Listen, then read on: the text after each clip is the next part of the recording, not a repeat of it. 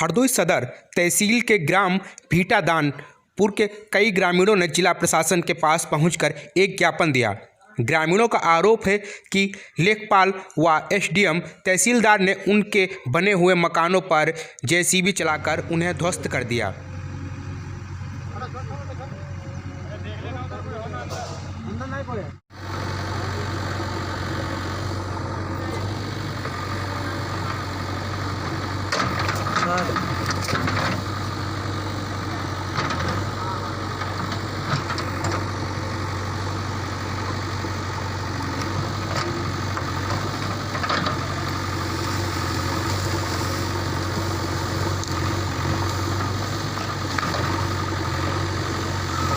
Collectorate में मौजूद है, जहां पर भीटादानपुर गांव से कई परिवार आए हुए हैं। इन लोगों की समस्या ये कि ये लोग बेघर कर दिए गए हैं।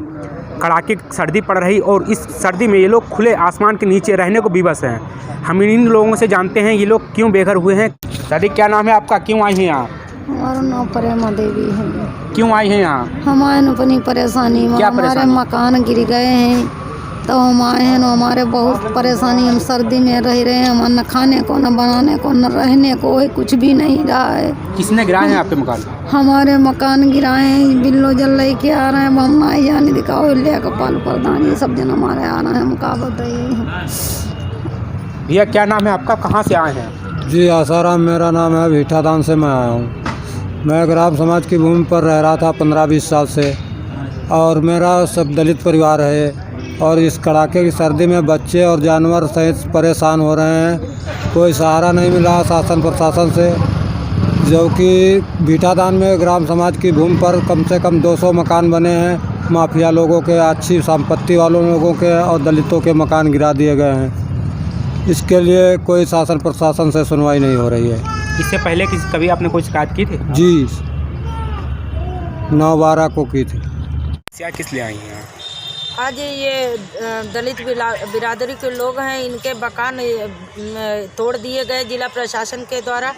और जबकि ये भीटादान गांव के हैं, इनके छोटे छोटे बच्चे सब ऐसी ठंड में खुले में रह रहे हैं। इनके रहने की कहीं जगह नहीं है और छुटपुट इनके पास बीघे 2 बीघे ज़मीन है, बाकी मेहनत मजदूरी करके खा रहे।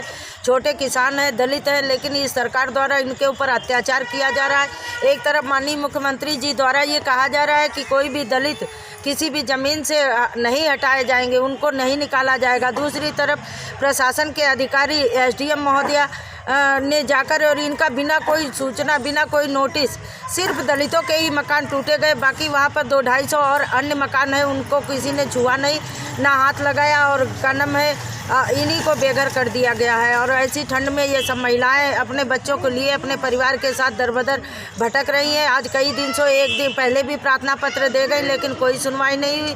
इसलिए दोबारा आज ये आई हैं, ज्ञापन दे रही हैं। अगर नहीं होता है तो ये फिर यहाँ धरना प्रदर्शन करेंगी। कितने सालों से लोग रह रहे थे? कम से कम 20 साल हो गए थे इनको, वहाँ पर 22 साल से रह रहे थे। जैसा कि इन्होंने बताया, ये लोग ग्राम समाज की ज़मीन पर लगभग 20 सालों से रह रहे थे। उसके बाद ये भूमिहीन हैं और ग्राम समाज की खाली पड़ी ज़मीन पर अपना आवास बनाकर रह रहे थे।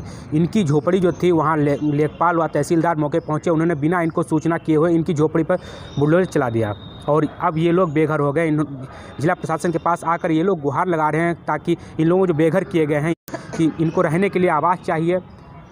एक तरफ मुख्यमंत्री योगी आदित्यनाथ भी दलित परिवार बेघर नहीं किया जाएगा, लेकिन हरदोई में उनके आदेशों का पालन नहीं हो रहा। किस तरीके से उन्हीं के आदेश का अधिकारी किस तरीके से पालन कर रहे हैं, इन्हीं लोगों की तस्वीरों से देखकर आप अंदाज लगा सकते हैं। मेरा प्रदेश के लिए हरदोई से सौरभ त्रिपाठी।